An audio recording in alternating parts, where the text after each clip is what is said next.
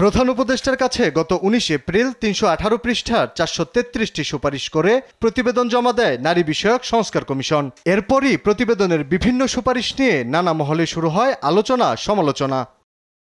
এই ইস্যুতে শুক্রবার বাদ জুমা জাতীয় মসজিদ বাইতুল মোকাররমের উত্তর গেটে নারী বিষয়ক সংস্কার কমিশনের প্রস্তাবিত প্রতিবেদন বাতিল সহ ইসলাম বিদ্বেষী যে কোনো প্রস্তাব বন্ধের দাবিতে সমাবেশ করেছে খেলাফত মজলিস। এ সময় সংগঠনের আমির জানান, কিছু সুপারিশ ইসলাম বিদ্বেষী, অবিলম্বে তা বাতিল করতে হবে।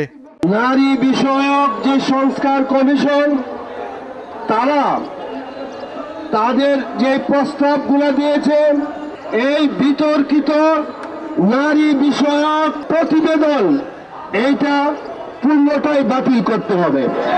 জনকর্মীদেরকে পুনর্বাসন চাই আমরা, তাদেরকে ভালোভাবে বাঁচতে সুযোগ দিতে হবে রাষ্ট্রের, কিন্তু জনকর্মকে আপনি একটা ইন্ডাস্ট্রি বেঁধে এইটাকে উৎসাহিত করবেন, তাদের শ্রম মর্যাদা দিবেন, এইটা কোনো নারীদের জন্য হইতে পারে না।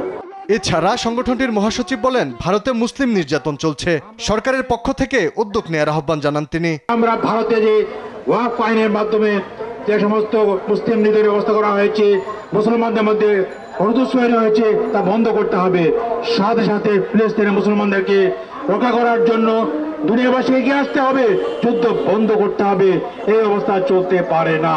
পরে বাইতুল মোকাররম থেকে শুরু হওয়া বিক্ষোভ মিছিল পল্টন মোড়ে এসে শেষ হয়। আলী আক্কাস, আকাশ, দেশ টিভি, ঢাকা।